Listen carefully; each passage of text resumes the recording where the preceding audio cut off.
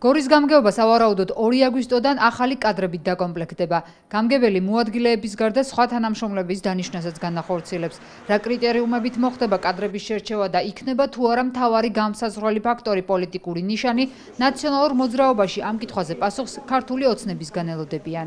დღევანდელი კანონმდებლობის მიხედვით, რა თქმა უნდა, საშტატო ერთეული გაცილებით მეტია მუნიციპალიტეტში, ვიდრე კანონით უნდა იყოს გათვალისწინებული. მოსალოდნელია მასიური შემცირება საჯარო მოხელეებისა. დავაკვირდებით ძალიან დიდი ინტერესით ამ პროცესს, თუ რა კრიტერიუმის მიხედვით დაინიშნებიან ადამიანები. ჩვენ აზრით ეს კრიტერიუმი მხოლოდ პროფესიონალიზმი და გამოცდილება უნდა იყოს და არა პარტიული კუთვნილება და დროშის ფრიალის უნარი. ქართული ოცნების ხელისუფლებაში ნეპოტიზმი არის გამეფებული ყველგან და ალბათ ამ წესს ეს ხელისუფლება არ მოიშლის.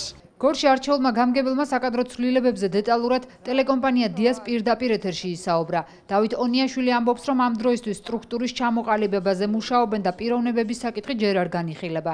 რაც შეეხება ნეპოტიზმს, ონიაშვილი ოპოზიციის ეჭვებს გამორიცხავს და აცხადებს, რომ გამგეობაში კადრების დაკომპლექტება პროფესიონალიზმის მიხედვით მოხდება. ამ ქალაქში არის ესეთი დარგის სპეციალისტები, რომლებიც ყავს 1, 2 ან 3. სავარაუდოდ იქნება ზუსტად ამ ტიპის ადამიანებისგან შერჩევა. არ გამორიცხავ მე არც ერთი პარტიის წარმომადგენლის სამსახურში აყვანას, ვინაიდან კიდევ ვიმეორებ, პროფესიონალიზმი არის უმთავრესი პრიორიტეტი და კრიტერიუმი ჩემთვისაც და მთელი ჩემი გუნდისთვისაც და ამიტომ ჩვენ ჩემი აზრით მოსახლეობას სჭირდება უკეთესობისკენ ცვლილება.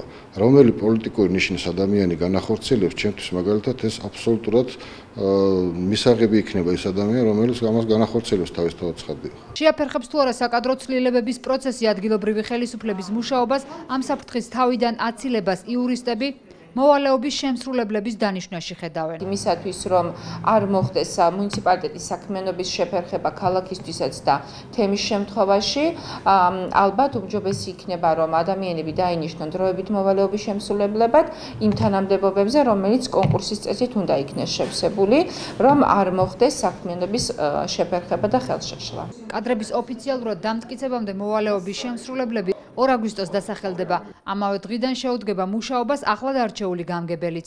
მისი ვარაუდით მოვალეობის შემსრულებელთა ჩანაცვლება პროფესიონალი კადრებით ატესტაციის შედეგად იქნება შესაძლებელი.